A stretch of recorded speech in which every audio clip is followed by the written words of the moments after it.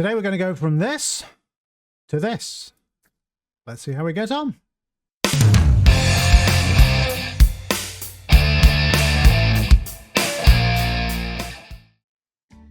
Hello!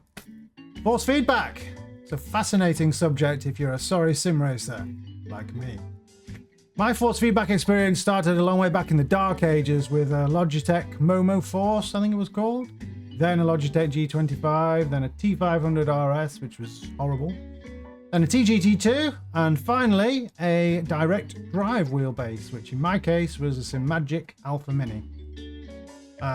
Perfectly happy with that for about 6-7 months, something like that. And then this little man appears in the back of your head and starts to say, I've got a better one, should I have got a more powerful one?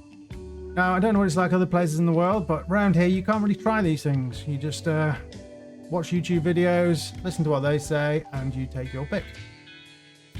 So I was always curious as to what the slightly more powerful one would feel like, because I've never experienced anything other than my little Alpha Mini and a friend who's got a Moser R9. So due to the magic of eBay, I managed to upgrade recently from the Alpha Mini to the Alpha for quite a small amount of money, so quite pleased with that. And this is just a little video to document my experiences doing so, because obviously with my small number of subscribers, I don't get anything free, nothing sponsored, nobody's influencing me. This is just my experience to hopefully help other people who are maybe considering upgrading or considering buying their first one and they don't know which one to buy. Now I know that there's the new range of Alpha Evos out,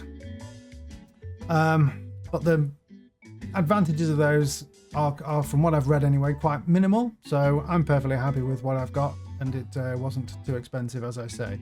It's difficult to review something that's essentially a feeling in any kind of scientific way, so I'll just do my best to explain it to you as clearly as I can.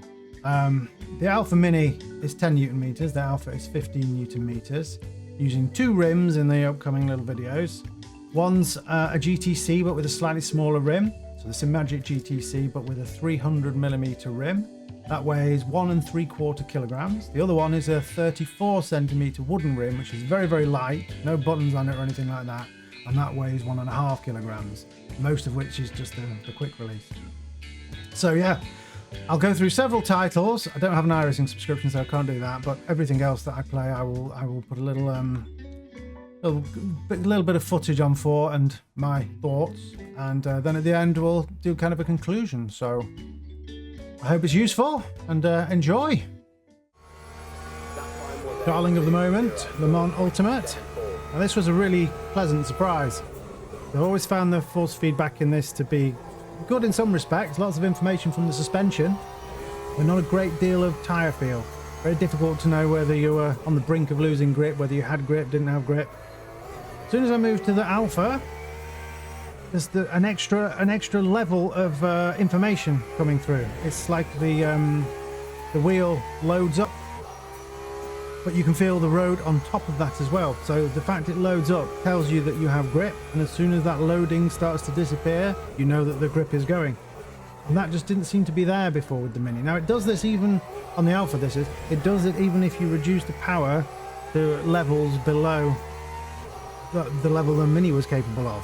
So it's nothing to do with the actual amount of power you're using, it's just simply, perhaps, I don't know the science of it, but it's as though the motor is capable of giving you information that the motor in the Alpha Mini just wasn't. It's as though the Alpha Mini was using all its resources to give you a certain piece of information, and it had no kind of free capacity to do anything else, which sounds like clipping, I know, but it was never actually clipping as far as the information on the screen was telling me, and I never had it anywhere near full. I used to run the Mini at full in the Simagic software, but then it's about 60% in the game, so I don't know quite why it's the case, but unless I'm going utterly mad, then it does undoubtedly feel better with the Alpha. And I've gone quicker than I ever could with the Alpha Mini now, obviously. The more time you play on things, the better you will get, but straight away, the extra information just gives you extra confidence, and immediately just felt really, really good. Pretty good. Despite appearances, this isn't actually LMU, this is rFactor 2, but it's a GT3 car going around Sebring, so very similar feel to LMU, and very similar improvement in the force feedback. Slight, but noticeable. Just a bit more confidence inspiring because you've got a bit more information about what the car's doing, which makes the whole experience a little bit more fun.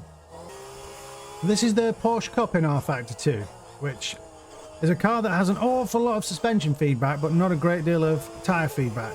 And even though other cars have improved, in my opinion, this one hasn't. You just get more severe jolts of suspension movement, some of which can really hurt. If you go off and you clip a barrier or something like that, you need to just take your hands off, because it's an unpleasant experience with this.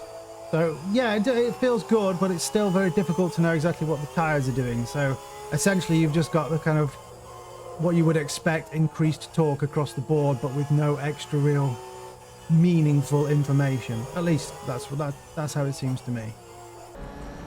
One of the best cars in sim racing here, in my humble opinion. This is the Spark Formula 3 in rFactor 2 again. This just feels phenomenal. There's tons of tyre information in this, the suspension information.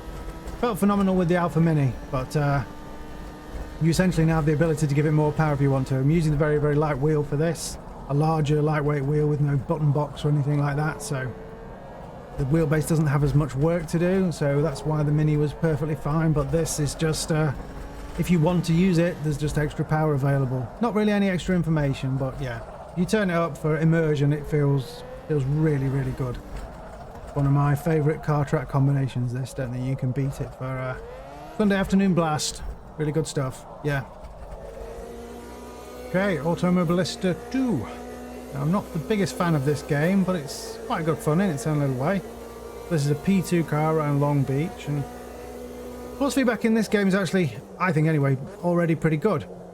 With the Alpha Mini, it was fine. It felt good. You gave you all the information you needed. You could feel whether you had grip or not, what the tyres were doing. What the Alpha adds is simply the extra power, and the extra power in this just makes things, I think anyway, more immersive.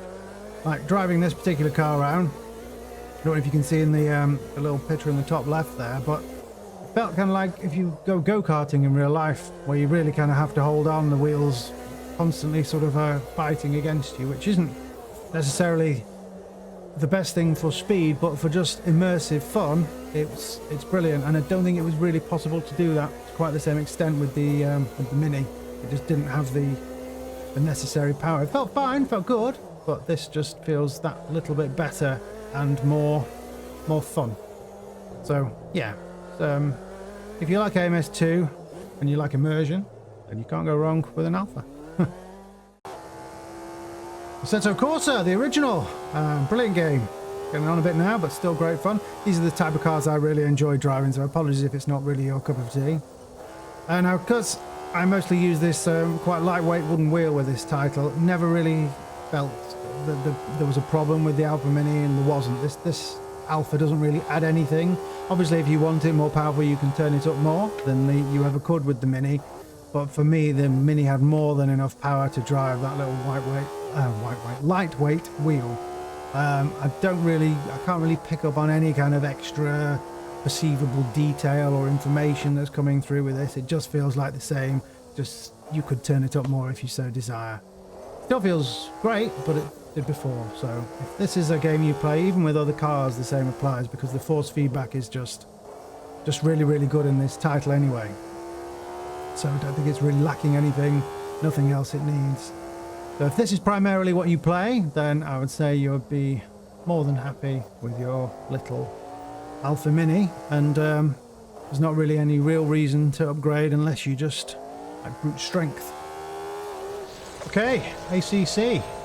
Now, the force feedback in this, I always used to dislike personally, but it seems really good now. It's really, really nice to go back to this game and play it again.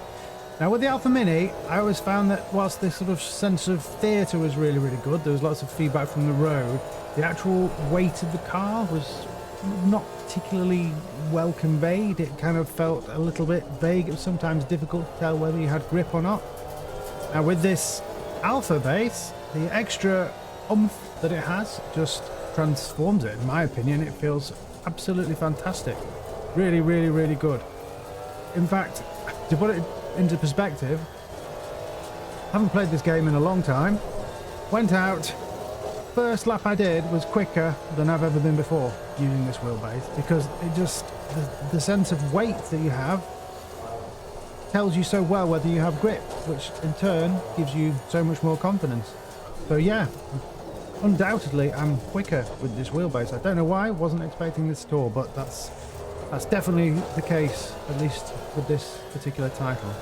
So feels really good. There's just layers. It kind of loads up when you go around a corner, which it always did, but when it loaded up as you went around the corner before, that was kind of all you got, almost like it was clipping, even though it wasn't.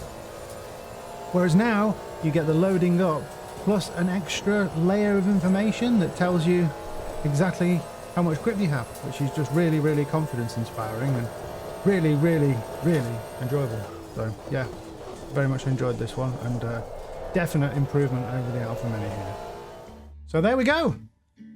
Now, I wasn't expecting to be as impressed as I actually was. I expected the wheel to just feel heavier, stiffer, but the improvements were significant, and I was really, really surprised when I was actually quicker in a couple of games. Wasn't expecting that at all. So if I had my time again, I would without doubt get the 50 Newton meter wheelbase from the beginning. As to whether it's worth upgrading if you already have a 10 to a 15, then in my case it was, because it was a fairly small amount of money. But if it's expensive, then probably not. But my advice would be to buy the best, most powerful you can afford at the time of purchasing your first one, really. So I've no idea what the Alpha U or the new Alpha Evo feel like. 15 is as powerful as I've been, but it's plenty for me, and I'm really, really pleased with the upgrade, and I think anyone else would be too. So hope that's in some way helpful. Thank you very much for watching, and see you next time. Bye bye.